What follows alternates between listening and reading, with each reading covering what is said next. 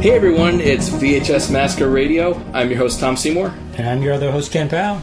And as you said, this is a new era for us, right? Yeah, something that we haven't tried before. We've done some streaming with the Google Hangouts, which was through YouTube. Yep. Which I think was more in its infancy. I think it's a little bit more mature now. I think Twitch kind of pushed those guys to improve that part of YouTube. But Twitch, yeah, this is a first for us. Yeah, Twitch it's pretty cool. The most I ever did was Twitch with some gaming with Tim Coolig. We do some Far Cry and stuff like that, but that's really as far as I went with it. But yeah, and then in regard to the podcast, we have this nice rebranding. You're working on this cool logo and. Yeah. If you guys are watching us on Twitch, or maybe this will be on YouTube at some other point, you'll see little logos that I've placed in here. But the logos is still, I think, a work in progress. So, we're trying to find something that fits the podcast and I guess where it's going and where it's been.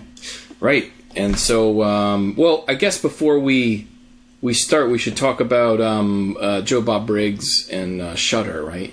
Yeah, they have a really cool deal where Joe Bob will be hosting a marathon, 24 hours on Shudder TV, which I believe is also a real channel on your cable. Just check and see if it's on there.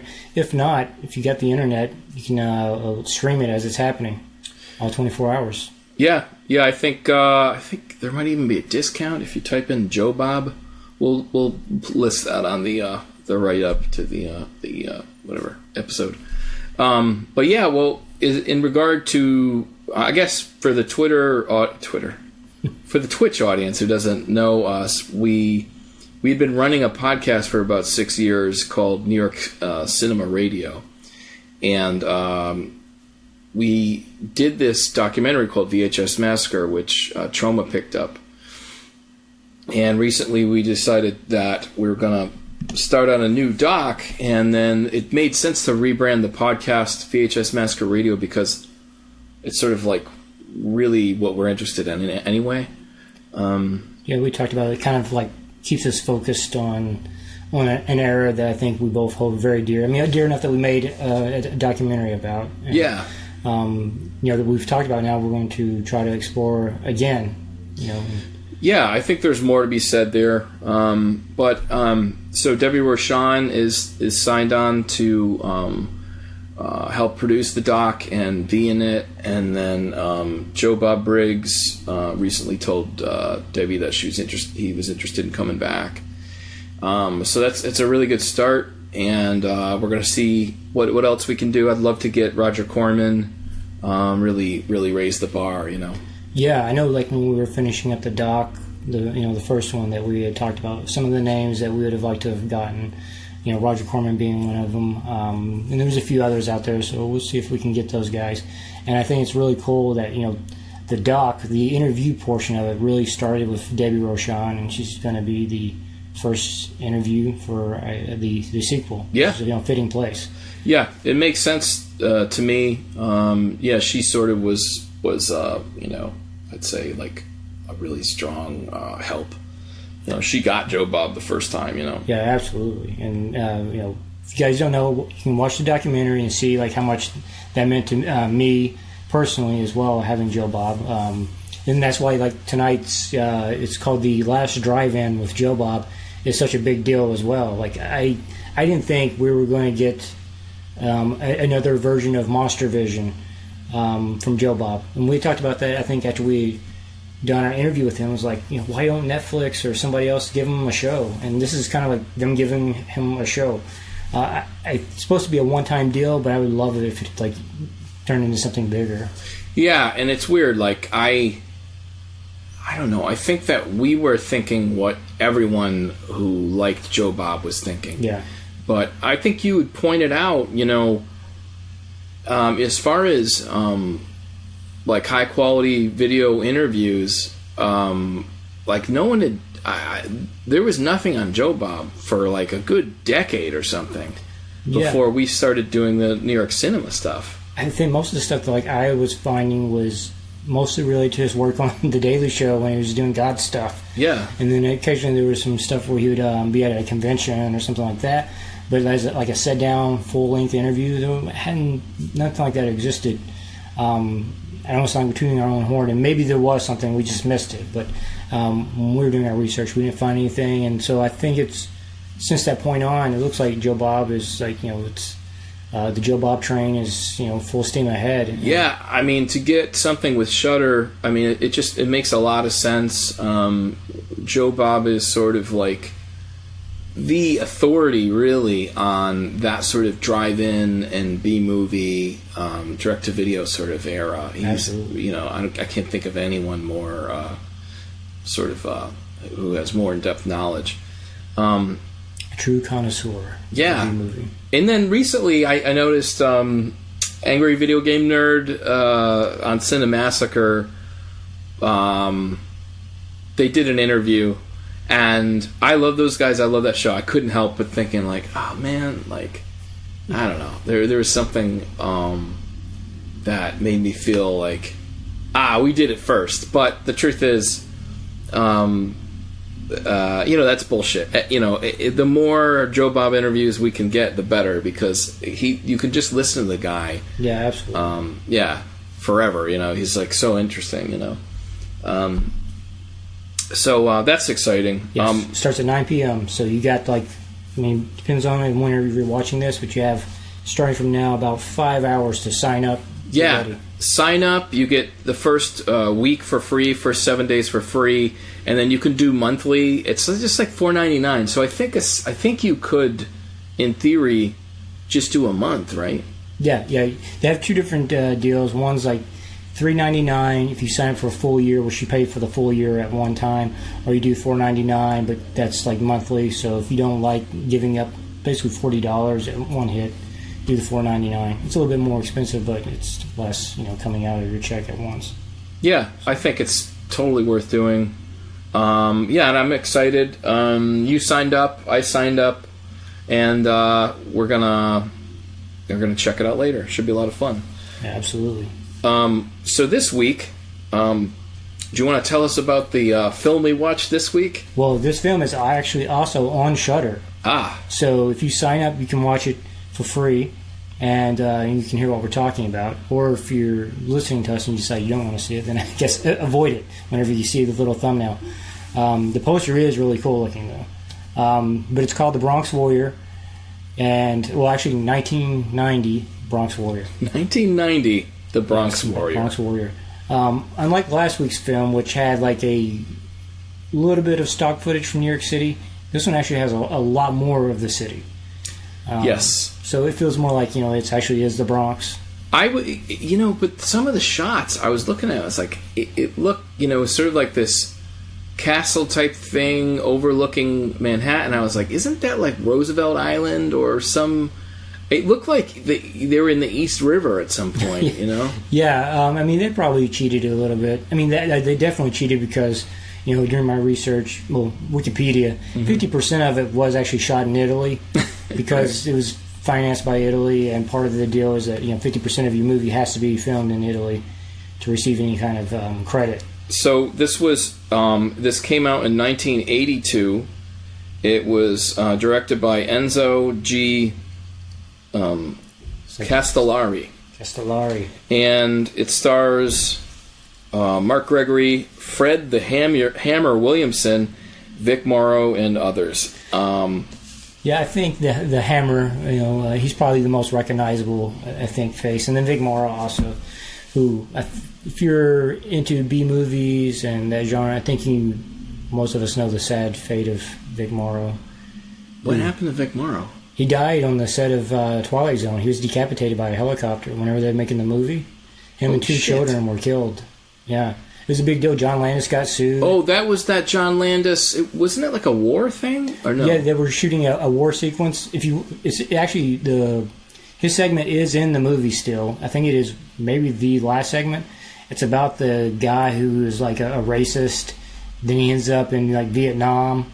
And it's whenever they were shooting one of the Vietnam sequences that a helicopter, I guess one of the fireworks went up into hit one of the blades and caused the lamination to split apart, which caused the helicopter to crash right on top of him and these two kids that were in the movie. And he brutally killed them. And this was actually the movie we watched. The Bronx Warrior was his second to last film. Twilight Zone was his last, but this was his second to last. Holy shit! Really? Yeah. Vic Morrow. He was known as like this guy who did a ton of television. Has a ton of television credits. Great, like kind of character actor. You see his face, and if you're, I think, from our time era, he's very recognizable. Plays a great, even in this movie, plays like a great villain. But yeah, Vic Morrow, sadly, like he died in '82 making that movie. Yeah, that's crazy. I remember that. I guess I knew it was a John Landis thing, and I knew it was like Vietnam type thing, and I know several people died. I guess I never realized it was Vic Morrow. Yeah, Vic Morrow. Oh, that's crazy. When you learn about it, it makes watching that Vietnam sequence. It starts off in like Nazi Germany, then goes to Vietnam. It hops around. Yeah, it makes it a little different. You feel, I don't know, you feel bad. It's like knowing that this guy's last. What a horrible feeling! Like you're watching someone. I guess they're acting, but in that moment, they don't know their last moment is like a week later or 2 weeks later. Maybe even a day, just because. Yeah, some of it, right? Some of it might have been, because like I say, they still used his segment. It's definitely in the movie, and it's one of the stronger segments, I think, of the whole film. I know for John Landis, it kind of broke him. You know what I mean? It absolutely messed him up forever. I'm sure. I mean, if you look at John Landis's work from that moment on, it's not like John Landis going into the 90s was not the same John Landis that was like a very strong figure in the 80s, with American Werewolf and all that. Yeah. Yeah, which is, amazing film. So this film, it basically, it's the post-apocalyptic New York genre, very gang orientated. It's it's sort of ripping on The Warriors and Escape from New York. Yeah, absolutely. I think Mad Max is kind of thrown in there too. Like we have this bunch of gangs riding around on motorcycles, and they have like this mutant gang or the zombies in there. So they're definitely, once again, feels like a filmmaker that had watched a couple of these movies and is like, I want to do this. Very Italian form of cinema. Like, the Italians were known also like, just like in Turkey where they were ripping off Star Wars and all these movies, Italy was doing the same thing where they would rip off movies in different ways. So maybe I wouldn't say rip off. This one heavily inspired.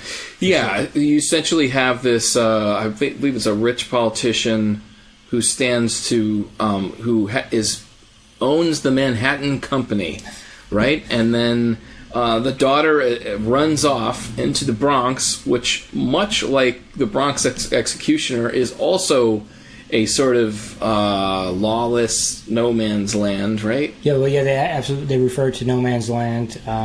The cops don't come around there. It's mostly these rival gangs that are, fighting for control. There was a really cool sequence though that from this movie early on. Is whenever the riders, they are under the bridge. I guess, I don't know if that's the Triborough Bridge, but they're underneath it, and there's this guy just playing a drum set. Yes. It's a really cool sequence. Yeah, man, that is so Mad Max. Like I was thinking of the newest Fury Road. Oh yeah. You have that the drummer and the guitar guy, and I was like, oh yeah. So you have this guy playing this drum set as the the rally is starting to happen. And so again, you have like 20 or 30 motorcycles. They have this sort of, weird, funky looking limo, and Fred Williamson is in there sort of all pimped out, and he's head of his own gang. And it's pretty cool. The woman the daughter of the guy, the politician, she sort of runs into the arms of this guy named Trash. Yeah, Trash. And Trash is he has the face of like a 16-year-old.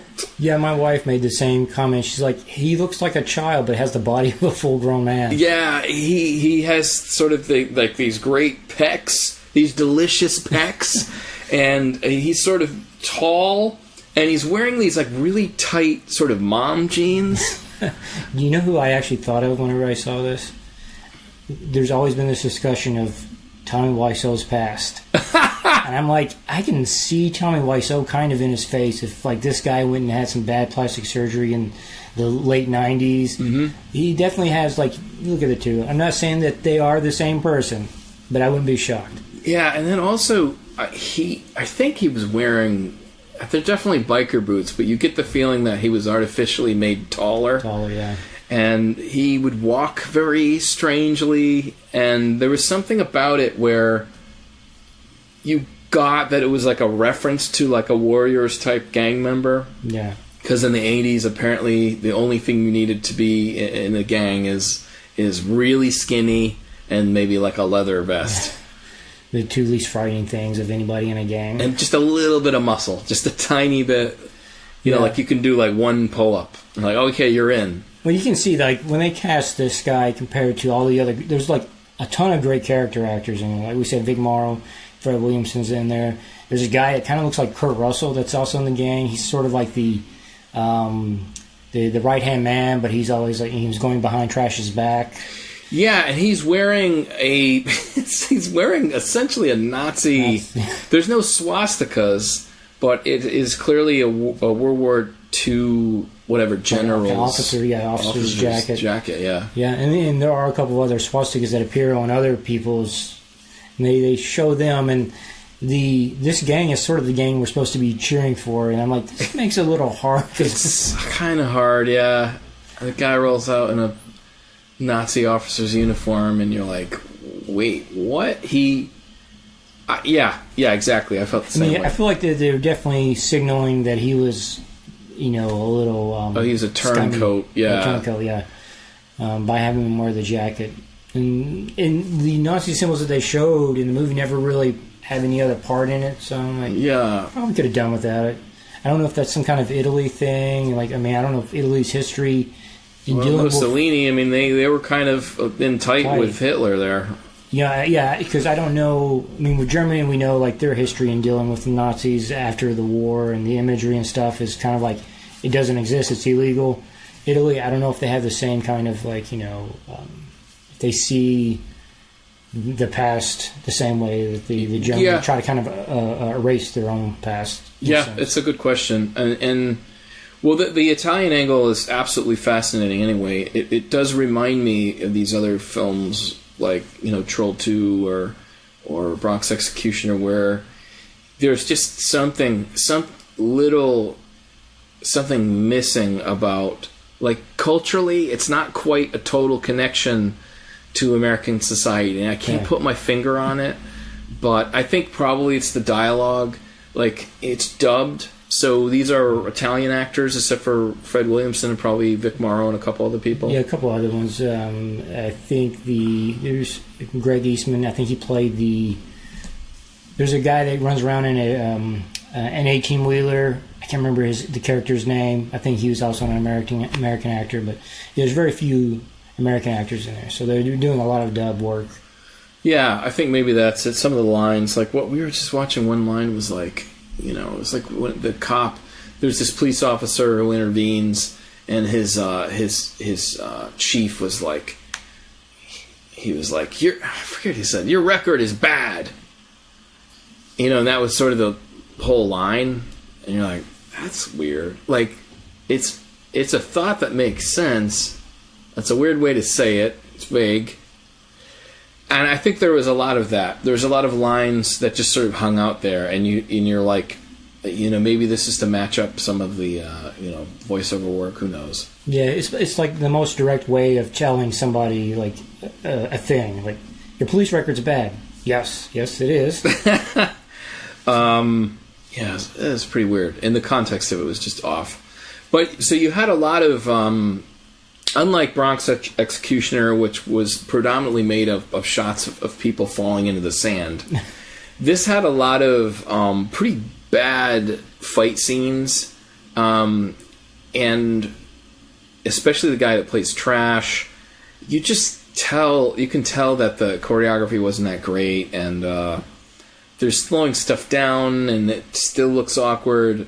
And I felt like when Fred Williamson showed up, he would be in a fight scene, and you'd be like, oh, this guy knows what he's doing. Yeah, a guy who's probably had up until that point probably 30 or 40 films under his belt, where a lot of them were action oriented stuff. Yeah, he definitely stood out versus like the fresh babyface guy who can tell hired just because he's kind of. I mean, to me, he's not good looking, but I think maybe to some ladies, he does have a nice little baby face, and he's buff, and I think it's probably as far as his audition went. Yeah, probably. I can't imagine. I mean, I didn't perceive him to be a very strong actor per se, but I mean, they dubbed him. That's got to be hard too, just having all your lines dubbed and having no control over how that works. Yeah, I mean, especially like dialogue does inform your performance in a lot of ways, and if it's going to eventually be dubbed over, I'm sure that might also. It probably hurts the film in not coming across as natural whenever people are acting with each other. Yeah, and you imagine if it's like a Sergio Leone film, like Eastwood, some of those films he just doesn't talk that much. No. He's the man with no name, but also the man that doesn't say many words. Yeah, and so you imagine if it's dubbed, it's not horrible, But with this one there was a lot of chatter, and I don't know. Any other thoughts on this film? Well, I mentioned the Kurt Russell looking guy. Like I said, I think this is a guy who had seen some of these other movies and was picking little pieces that he liked. Like I said, my favorite thing though is still seeing New York City in its old state, or an older state from the 80s. They did a really good job. I think their footage did not come across as looking like they bought it from somebody else. Like there's a lot of great shots of it opens with the girl running across. I'm guessing one of the bridges. I don't know which one, if it's the Triborough or which bridge it is, but she's leaving Manhattan, going into the Bronx. There's a lot of great cinematography for a movie made on probably a really low budget, and I think gore-wise, the fight scenes and action scenes are they're bad, but there is some nice little gore stuff that happens. Mm-hmm. A couple people take some shots to the stomach and getting impaled a few times. Oh yeah, that's right. There's some impaling. What is that? What are the weapons they had? There's some kind of weird looking stick that is sharp on one end, but then at the handle has little. I'm when he grabbed the hood. Is that a cattle prod or something? I don't know what the hell it was. I don't know either. It's like a sharpened big spike. Yeah. I guess that group was had some kind of they didn't like weapons, guns. Guns were unmasculine or something. Yeah.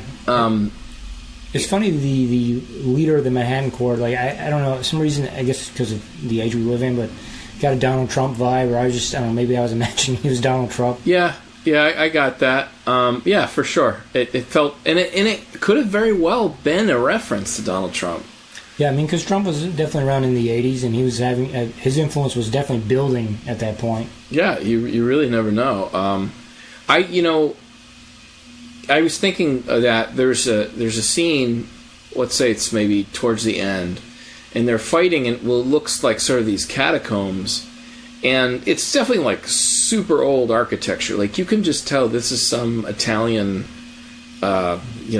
ruin or sanctuary or something. Yeah, and then they climb up a ladder, and then they open up a manhole cover, and it's it's the East River, and then Manhattan's in the background, and so it's every now and then you'll catch the link between the two areas. Yeah, But I thought that was actually, I like that. Actually, that was somehow charming to me. Yeah, and charming is another word that I would definitely use for this movie. My wife, again, was watching it with me, and she's turned to me at about 3/4 of the way, and she's like, "You do know this is not a good movie." And I'm like, yes, it's not a good movie in the sense that you would come to think of good movies. I think it's a good movie in the sense that it's some of it's a piece of history. Like I say, you get to go back and you get to see New York City in a way that some other movies may have not covered. But also, you get to see Vic Morrow, like I say, in one of his final performances, and there's some fun there. You can tell a lot of people are having fun making this. And is it? Yeah, it wasn't going to win any awards, but I think it's still there's some merit there. And there's actually 2 other movies that this guy made at the same time, which is kind of cool. Like, he was doing the Lord of the Rings things before, like, Lord of the Rings was around. So the third one is actually a continuation of this one. I haven't watched it yet. Oh, what's that one? It's called Escape from the Bronx, and it has Escape from the Bronx, and it has the guy, the Marco Gregory, the lead from this movie. Oh, Trash. Trash is back. So it'd be interesting to see his performance, if it improved or. Yeah, and I always go back to the concept of, like, I really appreciate these films. It's like I don't want to ever come across like we're really trashing them, because I truly think they're awesome. Like, this sort of fun 80s gang culture, like you're saying, it's a sort of a window into the pop culture of 1982. Yeah. You know, clearly Carpenter is a huge deal. His impact is so large that Italian cinema is like, making several movies that are essentially homage to his stuff. You have, again, like, a ton of effort. You have, like, 20, 30 motorcycles, a bunch of, special effects makeup and, costume design and all these other things. Like, really, it was, it's pretty amazing. And so I don't want to ever sit here like, we're a couple filmmakers and like, we've never made films even close to that level. No. I mean, and even though this movie probably spent $200,000 on it, like, today this movie still wouldn't be made. Like, nobody's going to attempt to make something like this for that kind of cash, or even the equivalent of what $200,000 would be in this era. Yeah.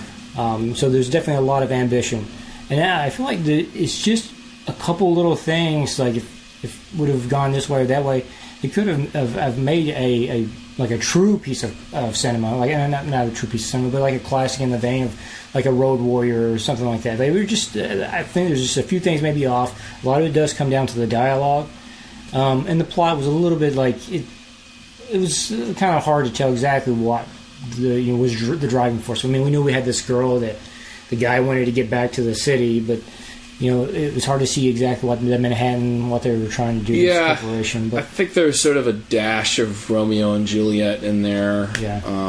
Especially with the ending, not giving it away. But yeah, I think, it's interesting. Yeah, maybe slightly different plot. Maybe even less dialogue. I don't know. Maybe. I mean, like, going back to the Eastwood movies with Sergio. I hadn't really thought about that. Even outside of Eastwood's character, a lot of the other characters don't have like a ton of dialogue. There's no huge monologues happening for the most part, and that might have been like the kind of saving grace, that it could have easily have like gone the way of being like sort of like this movie, the Bronx Warrior, with more dialogue in it. The transfer was awesome. Like, it looked, I got it on Amazon on demand. I believe I paid like $4 for it or something. It looked amazing. I love this stuff when someone goes back to a film like that the film is not necessarily mainstream, and it's over 30 years old or whatever, and so for someone to have gone back and rescan the negative or remastered the film for streaming or for Blu-ray, I get excited when I see that. I'm like, this is better than, like, unless you saw that film like the first week it came out in the movie theater, you've never seen it that good before. I don't think so. We're going back to last week's movie, The Bronx Executioner, which was a bad transfer, whatever that was pulled from, which does affect a little bit of the enjoyment because you have a hard time seeing some things. Some things look more like blobs at times. But this one, 100%, you can see everything with clarity. It's a really nice transfer. Maybe even a better transfer, some might say, than the movie deserved. Because, I mean, there's other great movies out there that don't have this nice of a transfer. And yeah, it was a movie that like I had not heard of until the Bronx Executioner came into my lap and discovered that there's these other Italian movies. So yeah, it's kind of weird. Like who out there was like, hey, let's do a nice transfer of the Bronx Warrior. I mean, I'm glad people are doing it though. Yeah, I mean, and if you think about like that concept, that there are probably thousands and thousands of quality film prints that are sitting there, and the available digital version is horrible. Like, it's been ripped from VHS, it's been transferred from a digital file of a standard DVD, and like, because film they say a 35 millimeter film can measure anywhere from 2.5K to 4K, something like that.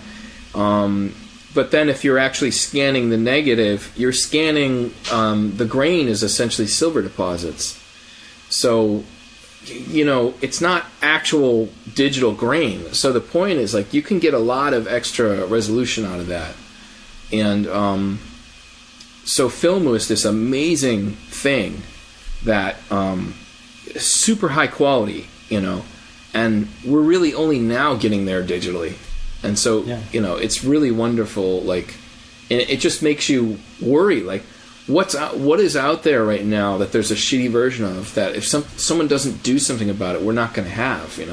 Oh yeah, absolutely. I mean, and losing films is a real thing. There's been tons of films that have been lost through time. I mean, this is even go back to film actual itself, where the last theatrical print burns up in a warehouse and that film no longer exists.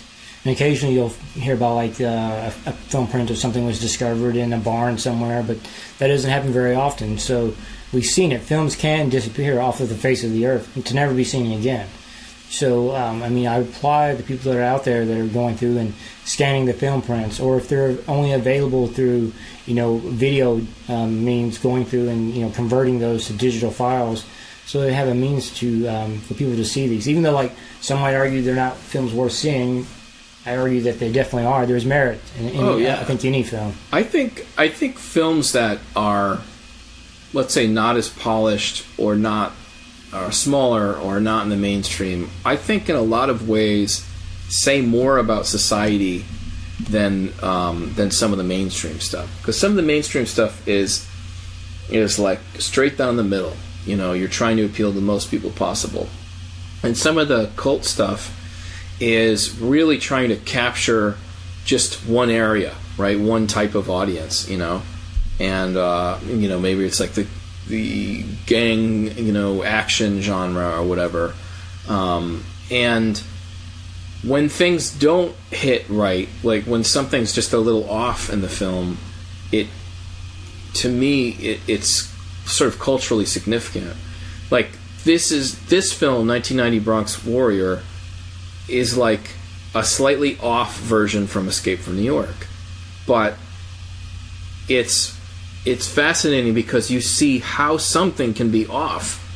Like, if you're only used to perfect things, then you sort of don't really get how a film can break bad or break good. Yeah, absolutely. I mean, and that's the purpose, I think, for a lot of these films. Not to say that that's the purpose why they were made to begin with, but I think for the purpose of continuing to document these films and archive them, so we can go back and we can look at, okay, we're in the same era. Why did this film work? Why did this one not? But it's also a lot of movies aim to be kind of timeless, and that's great. There's a benefit of being a timeless movie, but then I think there's also a benefit of being a movie that isn't timeless, because, like you say, it's delivering a snapshot of a certain period of time, or a certain era, or a certain feeling that's happening in a place. And it's interesting to go back and look at it and see, you can get the pulse of the world. Not to say that maybe this movie is getting the pulse of the current political climate or something at that time, but just the archiving of New York City and some of these certain images. I mean, there's shots of the World Trade Center in there, which, and there are a ton of other movies that have them in there as well. But I think, having the ability to go back and see New York City at a different time is always going to be cool to me. Yeah, I think so, and I think like films are essentially like having a time machine, right? Like if we watch Metropolis, right, we get to see what they thought of futurism and what the future was going to be like, and they got some things really. They did some really awesome stuff with the automaton, the android, and and then other things. It's like cityscape. The skyscrapers look like they're from the 80s, which is phenomenal from a film that I think, what was that? 20s, yeah. But there's like everyone's flying around in Cessnas, so you're like, okay, interesting.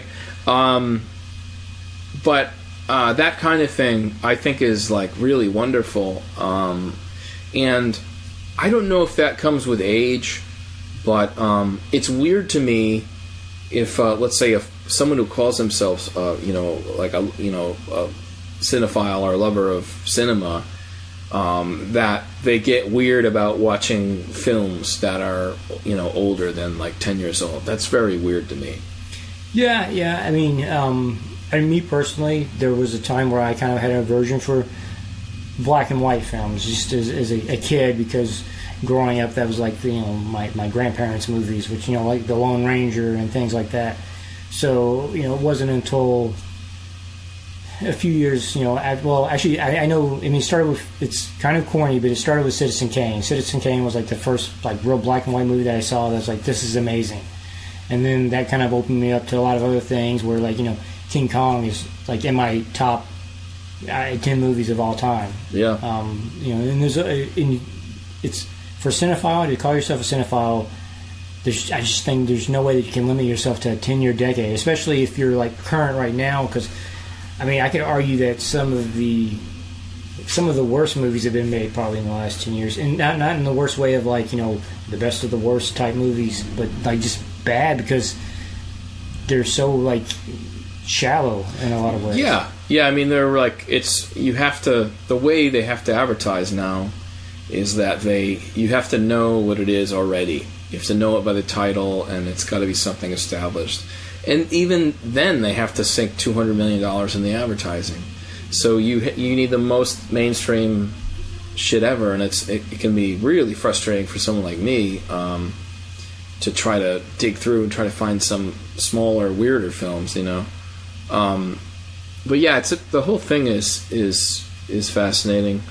I think I did. Yeah, I think that's true. Though I think when I was, let's say, a teenager, I didn't really get it, and then But in my early 20s, I started watching, like Blade Runner, and then I think even later than that, like in college, we're watching Citizen Kane, we're watching stuff like that. But now I love digging through. It's like I don't know. I guess it was like 5 years ago.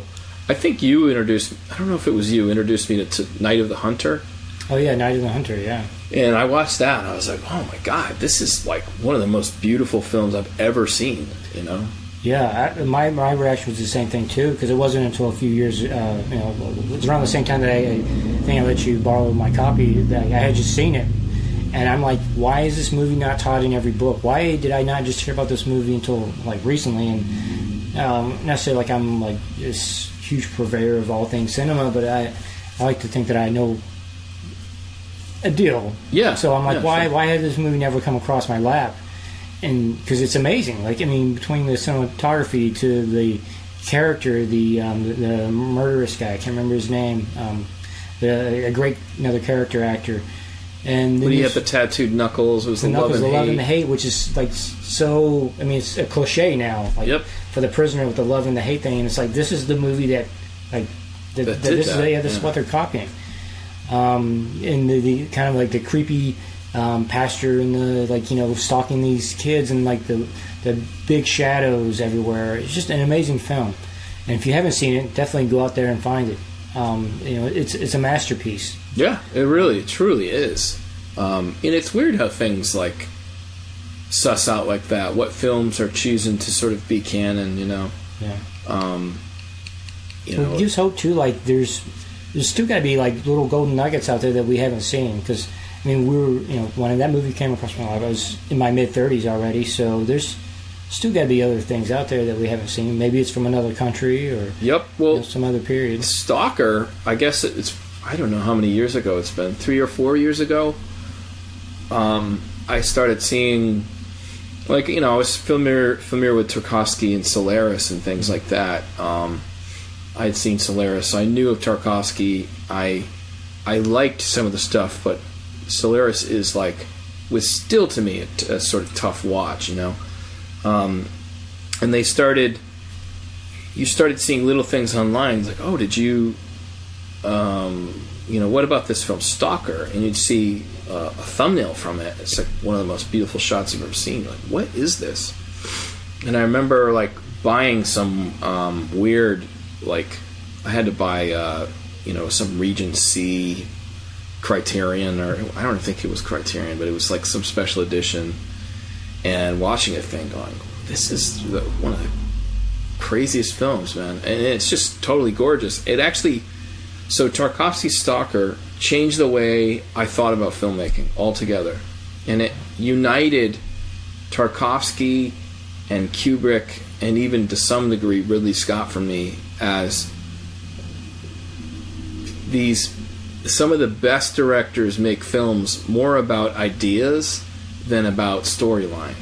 Because if you look at like 2001, right, is that really about the plot? It's more about these big ideas, you know. Yeah. And Stalker's like that too. It's about sort of it's existential, you know. It's more about ideas. It's like, oh, his use of like sound and visuals, just amazing, you know. Yeah, which is, you know, these are areas where I feel like today's Hollywood, even back then, they didn't really ever like tap into those kind of ideas. It would take a person like Kubrick or Ridley Scott, somebody that has weight to their name, to do that. But for the most part, Hollywood won't even dip their toes in it. You have to go to like a smaller studio or do it yourself independently. Or it won't turn out that way. Like, there's that movie Annihilation.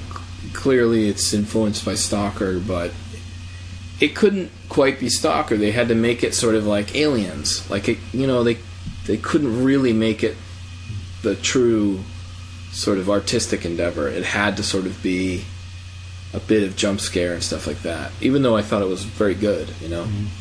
Yeah, so yeah, I don't know, anything else? No, I mean, that wraps up everything with the Bronx Warrior. Like I say, give it a watch. It's on Shudder TV, and you have 2 reasons now to sign up for Shudder TV. Joe Bob tonight, and then after you finish the 24-hour marathon, take a day, get some rest, and then you can watch the Bronx Warrior. Yes. And I think the sequel is also on there too, so you can go and watch Escape the Bronx, or Escape of the Bronx. From the Bronx, awesome. Escape from the Bronx. Yeah. Again, congrats to Joe Bob Briggs. So psyched to hopefully be working with him soon. So Portland, Oregon has a video store called Movie Madness. Wow, that's pretty cool. They had a mini museum of Hollywood set pieces and memorabilia and a bunch of Hollywood monster masks. So it's freaking cool. Okay, that's good. We actually have a lead. There's one in Brooklyn too. There's a video store. Oh, is there? Yeah, I follow them on Facebook. Oh yeah, Steph always talks about that one. Yeah, they're out there too. I believe they might be partnering with either Alamo Drafthouse or Nighthawk, one of them two, where they're actually going to open up a functional video store inside the movie theater. Yeah, well, Nighthawk at the very least has that area of sort of behind glass. They have a bunch of videos, which are pretty cool. Yeah, a lot of cool VHS covers and stuff. Definitely brought back memories when we went to see Evil Dead. Which, I don't know if you remember, but one of the trailers they played was for a movie called Gone with the Pope.